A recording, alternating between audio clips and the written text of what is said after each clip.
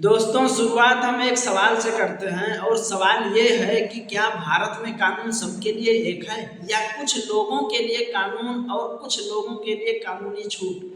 अभी हाल ही में उत्तर प्रदेश में एक ऐसा विधेयक रद्द किया गया है जिसे लेकर आज भारत की राजनीति गरमाई हुई है। भारत के कुछ विशेष लोगों की भावनाएं भड़की हुई हैं और संविधान को कटघरे में खड़ा कर दिया गया है। आज हम बात करेंगे मदरसा शिक्षकों को बचाने वाले उस विधेयक की जो अब इतिहास बन चुका है। अब बहुत से लोगों के मन में ये सवाल उठेगा कि मामला क्या है, किस विधेयक की बात हो रही है। तो दोस्तों, थोड़ा पेशेंस रखिए और वीडियो के अंत तक बने रहिए। साल था 2016, उत्तर प्रदेश में समाजवादी पार्टी की सरकार थी। तब उस टाइम पर उत्तर प्रदेश में एक नया विधेयक लाया जिसे कहते हैं उत्तर प्रदेश मदरसा विधेयक, payment of salaries to teacher and other employees bill 2016। सरल शब्दों में कहें तो शिक्षकों और कर्मचारियों के वेतन भुगतान का कानून था ये।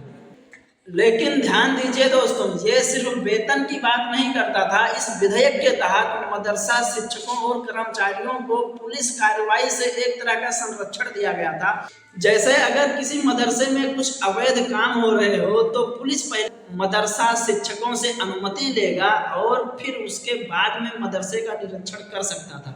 सोचो कि आप किसी चोर से पूछेंगे कि तुमने चोरी की है, तो क्या वो चोर कबूल करेगा अपनी चोरी?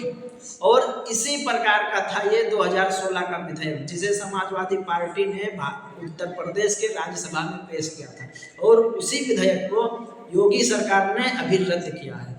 मतलब साफ था कि अगर कोई शिकायत हो, किसी विषय में जांच करना हो, कोई सवाल हो तो सीधे पुलिस कार्रवाई नहीं कर सकती थी।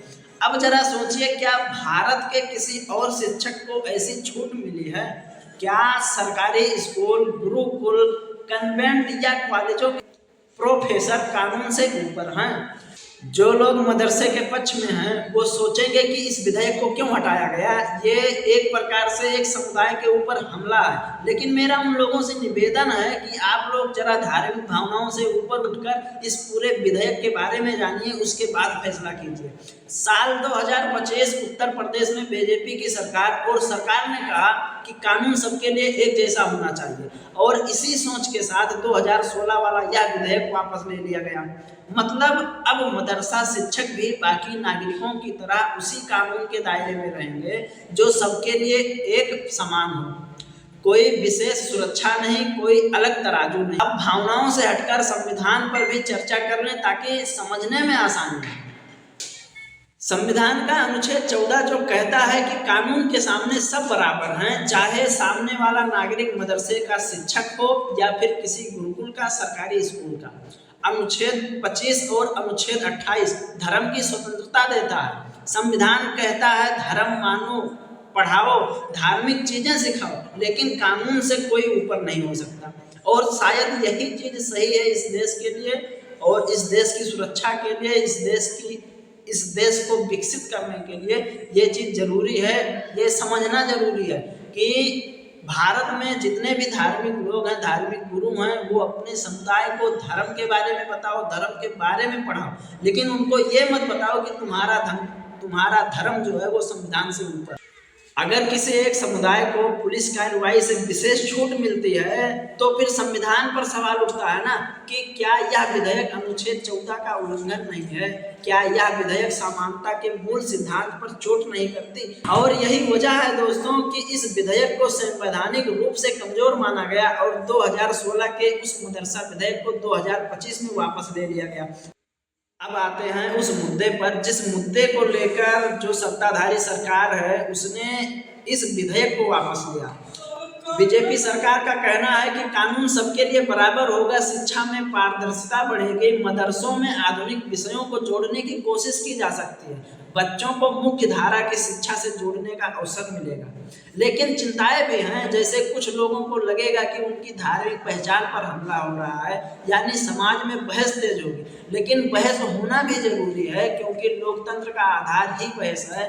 बस जरूरी ये है कि बहस पॉजिटिव थिंकिंग से हो रही है या निगेटिव थिंकिंग से। अब अगर आप लोग इतना सुन ही लिए हैं तो लगे हाथ राजनीति को भी समझते चलिए।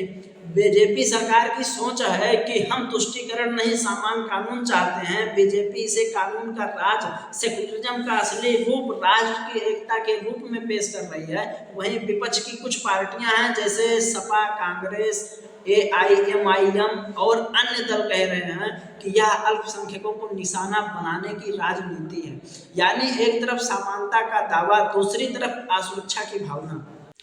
ये था मदरसा शिक्षक 2016 का इतिहास। और असली सवाल यह है कि इस राष्ट्र के लिए क्या सही है। दोस्तों, सबसे पहले तो यह समझना जरूरी है कि यह लड़ाई, यह बहस मदरसा बनाम मंदिर की नहीं है। यह लड़ाई विशेष अधिकार बनाम समान अधिकार की है, तुष्टीकरण बनाम संविधान की है, धार्मिक भावना बनाम कानून की है। अगर आज एक समुदाय को छूट मिलेगी तो कल दूसरा समुदाय भी मांगेगा और फिर कानून कानून नहीं सौदेबाजी बन जाएगा, जो शायद इस देश के लिए बहुत ही बुरी कंडीशन हो जाएगी इस देश की, अगर ऐसा माहौल बना इस देश में। तो भारत का संविधान कहता है धर्म सबका निजी मामला है, लेकिन कानून सबके लिए एक है। और सही भी यही है, मदरसे रहें, गुरुकुल रहें, चर्च स्कूल रहें, लेकिन कानून एक है। यही सच्चा सेकुलरिज्म है, यही राष्ट्र धर्म है और यही भारत की ताकत है। अगर आप भी मानते हैं कि कानून सबके लिए बराबर होना चाहिए, शिक्षा राजनीति का हथियार नहीं बननी चाहिए, तो इस वीडियो को शेयर कीजिए, कमेंट में अपनी राय लिखिए और चैनल को सब्सक्राइब करना मत भूलिए। जय हिंद, वंदे मातरम।